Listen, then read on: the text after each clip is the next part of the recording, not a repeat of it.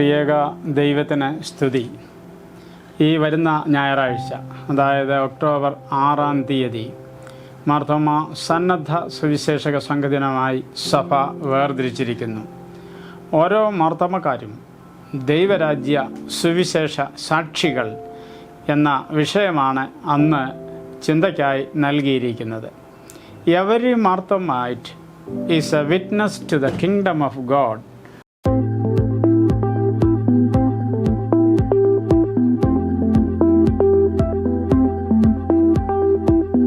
കരിമ്പിൽ ചെറിയാച്ചനെക്കുറിച്ച് നാം എല്ലാവരും കേട്ടിട്ടുണ്ട്. അദ്ദേഹം ഒരു കച്ചവടക്കാരനായിരുന്നു. നാട്ടിൻ പുറത്ത് നിന്ന് തൻ്റെ നാട്ടുകാരിൽ നിന്ന് തേങ്ങയും ശർക്കരയും ഒക്കെ വിലക്കെടുത്ത് ആലപ്പുഴ ചന്തയിൽ കൊണ്ടുപോയി വിൽക്കും. അദ്ദേഹം നീതിമാനായ ഒരു കച്ചവടക്കാരൻ. ലാഭത്തിൽ അല്പം കൂടുതൽ കിട്ടിയാൽ താൻ ആരിൽ നിന്നൊക്കെയാണോ ഇത് വാങ്ങിയത് മടങ്ങിപ്പോയി അവർക്കൊക്കെ അതിൻ്റെ വീതം വെച്ച് നൽകിയിട്ട് അദ്ദേഹം തൻ്റെ വീട്ടിൽ പോയി വിശ്രമിക്കുമായിരുന്നുള്ളൂ, ആഹാരം കഴിക്കുമായിരുന്നുള്ളൂ. ചന്തയിൽ അദ്ദേഹത്തിൻ്റെ ശർക്കരപ്പാട്ട തൂക്കുമായിരുന്നില്ല എന്നാണ് പറഞ്ഞു കേട്ടിട്ടുള്ളത്. കാരണം തൂക്കം പറയുന്നത് കരിമ്പിൽ ചെറിയാച്ചനാണ്. 28 കിലോ ശർക്കരയുണ്ട് എന്ന് ചെറിയാച്ചൻ പറഞ്ഞാൽ കച്ചവടക്കാർക്കറിയാം അത് 28.5 കിലോയെങ്കിലും കാണും, ഒട്ടും കുറയുകയില്ല. ഒരിക്കൽ അന്നത്തെ കച്ചവടം കഴിഞ്ഞ് വീട്ടിലെത്തി കണക്ക് നോക്കുമ്പോഴാണ് തൻ്റെ സ്നേഹിതന് പണം കൊടുത്തതിൽ ചെറിയ പിശക് പറ്റി.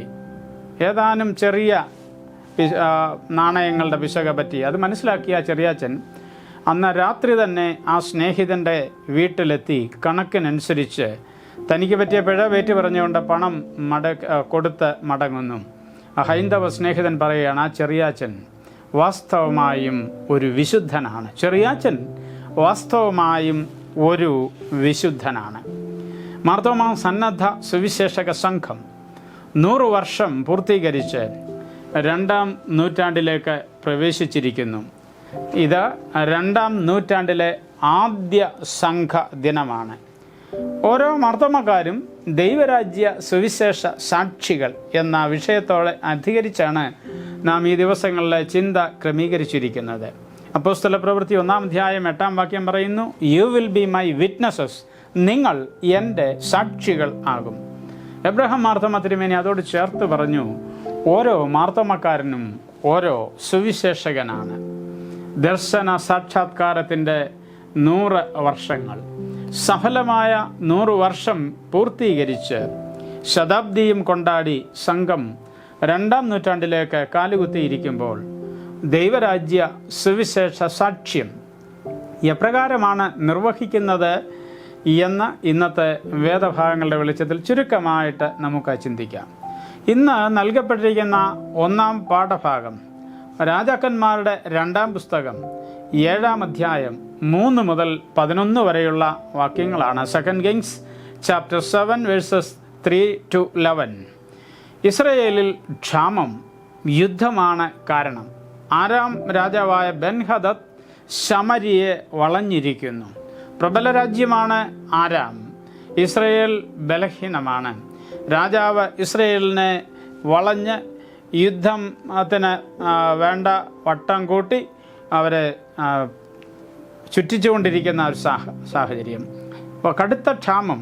വേദപുസ്തകം പറയുന്നു, കഴുതത്തലയ്ക്കും പ്രാക്കാഷ്ടത്തിനും വരെ കനത്ത വില. ഒരുപക്ഷെ മനുഷ്യൻ്റെ ആഹാരം ക്ഷാമകാലത്ത് അതായിരിക്കാം.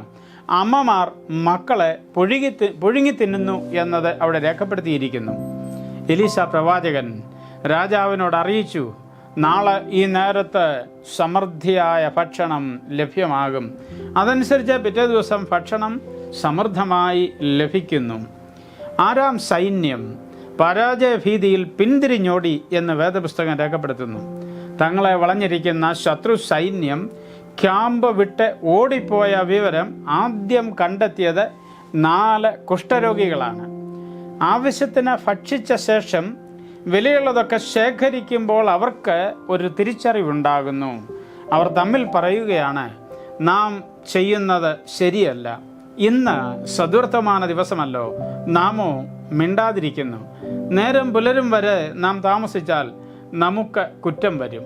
ആകയാൽ വരുവിൻ, നാം ചെന്ന് രാജധാനിയിൽ അറിവ് കൊടുക്ക എന്ന് പറഞ്ഞു. Gospel is good news. എന്താണ് ഗുഡ് ന്യൂസ്? സദ്വർത്തമാനം. ബിഷപ്പ് ഡി ടി നൈൽസ് ഇപ്രകാരം പറഞ്ഞിരിക്കുന്നു: ഒരു ഭിക്ഷക്കാരൻ മറ്റൊരു ഭിക്ഷക്കാരനോട് എവിടെ ഭക്ഷണം ലഭിക്കും എന്ന് പറയുന്നതാണ് സദ്വാർത്ത, ഗുഡ് ന്യൂസ്. ഒരു ഭിക്ഷക്കാരൻ മറ്റൊരുവനോട് എവിടെയാണ് ആഹാരം ലഭിക്കുന്നത് എന്ന് പറയുന്നത് ഒരു സുവാർത്തയാണ്. 4 കുഷ്ഠരോഗികൾ രാത്രിയിൽ തിടുക്കത്തോടെ ഭക്ഷണ ശേഖരത്തെക്കുറിച്ച് അറിവ് കൊടുക്കുന്നത് ഒരു സദ്വാർത്തയാണ്. ക്ഷാമം അനുഭവിക്കുന്ന ഒരു ദേശത്തിന് ലഭിക്കുന്ന നല്ല വാർത്തയാണ്. അവർ പങ്കുവയ്ക്കുന്ന സന്ദേശം ഒരു സുവിശേഷവും. പങ്കുവയ്ക്കുന്നതിലൂടെ അവർ സുവിശേഷകരുമാകുന്നു. ഈ 4 കുഷ്ഠരോഗികൾ പങ്കുവയ്ക്കുന്ന സന്ദേശം ഒരു സുവിശേഷമാണ്. ഈ കുഷ്ഠരോഗികൾ സുവിശേഷകരായി മാറുന്നു. 2ാം പാഠഭാഗമായിട്ട് സഭ നിശ്ചയിച്ചിരിക്കുന്നത് തെസ്സലോനിക്കർക്ക് എഴുതിയ 1-ാം ലേഖനം 2-ാം അധ്യായത്തിൻ്റെ 1 മുതൽ 12 വരെയുള്ള വാക്യങ്ങളാണല്ലോ. പൗലോസ് അപ്പോസ്തലൻ തെസ്സലോനിക്കർക്ക് എഴുതുന്ന ലേഖനം ഇവിടെ പറയുന്നു: കഷ്ടവും അപമാനവും സഹിച്ചും ദൈവത്തിൻ്റെ സുവിശേഷം നിങ്ങളോട് അറിയിക്കുന്നതിൽ ഞങ്ങൾ ശ്രദ്ധിക്കുന്നു. ആ സുവിശേഷം ദൈവം തമ്പുരാൻ ഞങ്ങളെ ഫലമേൽപ്പിച്ചതാണ്. പ്രതിഫലേച്ഛ കൂടാതെ അത് നിങ്ങളോട് അറിയിക്കുന്നു. നിങ്ങൾക്കായി പ്രാണനും കൂടെ വച്ചു തരുവാൻ തയ്യാറായിക്കൊണ്ടാണ് ഈ സുവിശേഷം അറിയിച്ചത്. സ്ലീഹാഭാഗമായിട്ട് വായിക്കുന്നത് അപ്പോസ്തലനായ വിശുദ്ധ പൗലോസ് തിമോഥെയോസിന് എഴുതിയ 2-ാം ലേഖനം 2-ാം അധ്യായം 1 മുതൽ 13 വരെയുള്ളതായ വാക്യങ്ങൾ.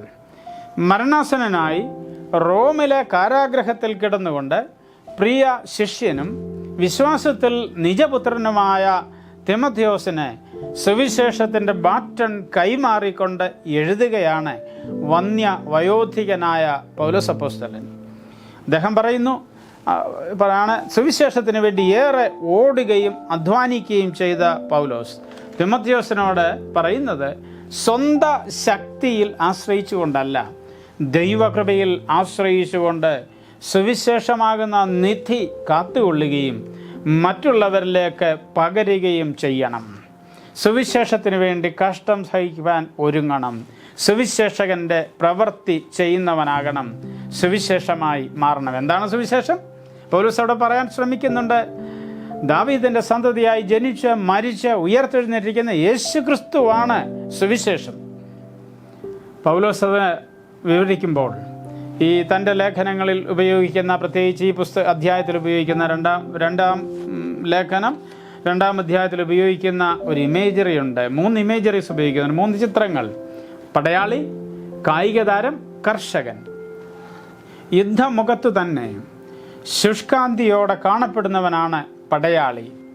പ്രതികൂല സാഹചര്യത്തിലും ബുദ്ധിമുട്ടുകളുടെ നടുവിലും പട ചേർത്തവനും അവൻ്റെ താല്പര്യങ്ങളുമാകണം ഒരു പടയാളിയെ നയിക്കേണ്ടത്. ചട്ടങ്ങൾ പാലിച്ചുകൊണ്ട് തൻ്റെ മുൻപിലുള്ള ഓട്ടം സ്ഥിരതയോടെ ഓടുവാൻ കായിക താരം വിളിക്കപ്പെട്ടിരിക്കുന്നു. നന്നായി അധ്വാനിച്ചെങ്കിലേ കൃഷിക്കാരന് പ്രതിഫലം ലഭിക്കുന്നുള്ളൂ. യുദ്ധത്തിൽ ശ്രദ്ധിക്കാത്ത പടയാളിക്ക് വിജയമില്ല. ചട്ടം ലംഘിക്കുന്ന കളിക്കാരന് കിരീടമില്ല. അധ്വാനിക്കാത്ത കൃഷിക്കാരന് നല്ല കൊയ്ത്തും ഇല്ല എന്ന് പറയുവാൻ പൗലോസ് ശ്രമിക്കുകയാണ്. ഐ റിപ്പീറ്റ്, യുദ്ധത്തിൽ ശ്രദ്ധിക്കാത്ത പടയാളിക്ക് വിജയത്തിന് അവകാശമില്ല. ചട്ടം ലംഘിക്കുന്ന കളിക്കാരന് കിരീടം ലഭിക്കുകയില്ല. അധ്വാനിക്കാത്ത കൃഷിക്കാരന് നല്ല കൊയ്ത്തും ഇല്ല. ഇന്ന് ഏവൻഗേലിയനായിട്ട് നൽകപ്പെട്ടിരിക്കുന്ന വേദഭാഗം വിശുദ്ധ ലൂക്കോസ് എഴുതിയ സുവിശേഷം 9-ാം അധ്യായം 1 മുതൽ 6 വരെയുള്ള വാക്യങ്ങളത്രേ. യേശു കർത്താവ് തൻ്റെ ശിഷ്യന്മാരെ നിയോഗിച്ചയക്കുന്നതിനെക്കുറിച്ചാണ് പറയുന്നത്. 2 കാര്യങ്ങൾ അവിടെ പറയുന്നത് ചുരുക്കമായി പരാമർശിച്ച് അവസാനിപ്പിക്കട്ടെ. ഒന്ന്, യേശു തൻ്റെ അധികാരത്തോടെയാണ് അവരെ അയക്കുന്നത്. യേശു നൽകുന്ന അധികാരം, ദ ഒതൻറ്റിസിറ്റി ഓഫ് ജീസസ്. തിരഞ്ഞെടുക്കപ്പെട്ട ശിഷ്യന്മാർ സാധാരണക്കാരും മുക്കുവന്മാരുമാണ്. ബലഹീനരും സമൂഹത്തിൽ പാർശ്വവൽക്കരിക്കപ്പെട്ടവരുമായ അവരെ യേശു അയക്കുന്നതാകട്ടെ സകല അധികാരവും നൽകിക്കൊണ്ടാണ്. സ്വർഗത്തിലും ഭൂമിയിലും സകല അധികാരവും ലഭിച്ചവൻ ആ അധികാരത്തോടെ പരിശീലനം നൽകി തൻ്റെ ശിഷ്യന്മാരെ ലോകത്തിലേക്ക് അയക്കുകയാണ്. പിതാവ് തന്നെ ഏൽപ്പിച്ച നിയോഗത്തിൻ്റെ തുടർച്ചയ്ക്കായി യേശു അവരെ അയക്കുന്നു. വിശുദ്ധ യോഹന്നാന്റെ സുവിശേഷം 17-ാം അധ്യായം 18-ാം വാക്യം അവിടെ പറയുന്നു, നീ എന്നെ ലോകത്തിലേക്ക് അയച്ചതുപോലെ ഞാനും അവരെ ലോകത്തിലേക്ക് അയക്കുന്നു. ശിഷ്യന്മാരോട് പറയുന്നുണ്ട്, പിതാവെന്നെ അയച്ചതുപോലെ ഞാൻ നിങ്ങളെ അയക്കുന്നു. As the father has sent me, I have sent you. പിതാവ് ഏൽപ്പിച്ച നിയോഗത്തിൻ്റെ തുടർച്ച, പ്രസംഗിക്കേണ്ടതെന്നുള്ള ജ്ഞാനം, ഭൂതങ്ങളുടെ മേൽ അധികാരം, രോഗികളെ സൗഖ്യമാക്കുവാനുള്ള പ്രാപ്തി, ഇവയെല്ലാം നൽകിയാണ് അവരെ അയക്കുന്നത്. വൈവിധ്യമാർന്ന താലന്തുകൾ നൽകി അവരെ അയക്കുമ്പോൾ തങ്ങൾ ആര് എന്നതിലല്ല, ആരുടെ വക എന്നതിലാണ് കാര്യം. തങ്ങൾ ആര് എന്നതിലുപരി ആരുടെ വകയാണ് എന്നതാണ് പ്രധാനം. അധികാരത്തോടെ യേശു അയക്കുന്നു. രണ്ടാമത് നാം കാണുന്നു, അയക്കുന്ന ദൈവത്തിൽ അവർ ആശ്രയിക്കണം. ദൈവത്തിൽ ആശ്രയിക്കണം. സ്വന്തം ശക്തിയിലോ ഈ ലോകത്തിൻ്റെ ശക്തിയിലോ ആശ്രയിക്കരുത്. ഭക്ഷണാദി കാര്യങ്ങൾക്കും മറ്റും ദൈവിക കരുതലിൽ ആശ്രയിക്കുക എന്ന് അവരോട് പറയുന്നു. ഏറെ സൗകര്യങ്ങൾ തേടിപ്പോകാതെ ലഭ്യമായ സൗകര്യങ്ങളിൽ തൃപ്തി കണ്ടെത്തണം. ലോകത്തിൻ്റെ ഭാണ്ഡക്കെട്ടുകൾ സുഗമമായ യാത്രയ്ക്ക് ബുദ്ധിമുട്ട് സൃഷ്ടിക്കുമെന്നതിനാൽ അത് ഒഴിവാക്കണം. ലോകത്തിൻ്റെ ഭാരങ്ങൾ, പ്രാരാബ്ദങ്ങൾ, ഭാണ്ഡക്കെട്ടുകൾ സുഗമമായ യാത്രയ്ക്ക് വിഘ്നം സൃഷ്ടിക്കും. അതുകൊണ്ട് അത് ഒഴിവാക്കണം. വ്യവസ്ഥകളില്ലാത്ത, അസംതൃപ്തമല്ലാത്ത, ആർത്തികൾ കൂടാത്ത യാത്രകൾ അനുഗമനമാണ് ഗുരു ശിഷ്യനിൽ നിന്ന് ആഗ്രഹിക്കുന്നത്. മരുഭൂമിയിൽ മന്ന പൊഴിച്ചവൻ കൂടെയുണ്ട്. ഇന്ന് ഞങ്ങൾക്ക് ആവശ്യമുള്ള ആഹാരം തരണമേ, ഗീവ് us അവർ ഡെയിലി ബ്രെഡ് എന്ന് പ്രാർത്ഥിക്കാൻ പഠിപ്പിച്ചവൻ അത് നൽകുക തന്നെ ചെയ്യും. ജീവൻ്റെ അപ്പമായവൻ നമ്മുടെ അപ്പത്തിൻ്റെ കാര്യം നോക്കിക്കൊള്ളും. അവൻ കരുതും, പുലർത്തും, അപ്പം തരും. സ്വയം അതുകൊണ്ട് കരുതേണ്ട കാര്യമില്ല, ആകുലചിന്തരാകേണ്ട കാര്യമില്ല, കൂട്ടിവെക്കേണ്ട കാര്യമില്ല. നമുക്ക് വേണ്ടി കരുതുന്ന, പുലർത്തുന്ന ദൈവത്തിൽ ഭാരങ്ങൾ അർപ്പിച്ചുകൊണ്ട് പ്രതിഫലേച്ഛ കൂടാതെ സാക്ഷ്യ ജീവിതം നയിക്കണം. അയക്കുന്നവൻ എന്നും കൂടെയുണ്ട്. ആവശ്യങ്ങളിൽ തുണനിന്ന് ബലഹീനരെ ശക്തീകരിച്ച് കൂടെയിരിക്കുന്ന ദൈവത്തിൽ ആശ്രയിച്ച് യേശുക്രിസ്തു മൂലമുള്ള രക്ഷയ്ക്ക് സാക്ഷ്യം വഹിക്കുന്നതിനും രണ്ടാം വരവിനായി നോക്കി പാർക്കുന്നതിനും പ്രിയമുള്ളവരെ നാം വിളിക്കപ്പെട്ടിരിക്കുന്നു. മാർത്തോമാ സന്നദ്ധ സുവിശേഷക സംഘ ദിനമായി ദിനം അത്തരത്തിൽ ദൈവ നിയോഗം നിറവേറ്റുവാൻ കർത്താവ് നമ്മെ സഹായിക്കട്ടെ. സാധു കൊച്ചുപദേശി പാടിയല്ലോ, നാളെയെ കൊണ്ടൻ മനസ്സിൽ ലവലേശം ഭാരമില്ല, ഓരോ നാളും ദൈവം എന്നെ പോറ്റുന്നു. അങ്ങനെ പാടിയ സംഘത്തിൻ്റെ ആദ്യ ജനറൽ സെക്രട്ടറി സാധു കൊച്ചുപദേശി തുടങ്ങിയ സന്നദ്ധ ഭടന്മാർക്കായി ഈ ദിനം നമുക്ക് ദൈവത്തിന് സ്തോത്രം അർപ്പിക്കാം. അവരെ പോലെയുള്ള ധീര സാക്ഷികളും വിശ്വാസ വീരന്മാരുമായ പൂർവികർ നമ്മിലൂടെ ഈ കാലഘട്ടത്തിൽ പുനർജനിക്കട്ടെ. അനുഗ്രഹീതമായ സംഘദിനം ആശംസിക്കുന്നു. ദൈവം തമ്പുരാൻ എല്ലാവരെയും അനുഗ്രഹിക്കട്ടെ.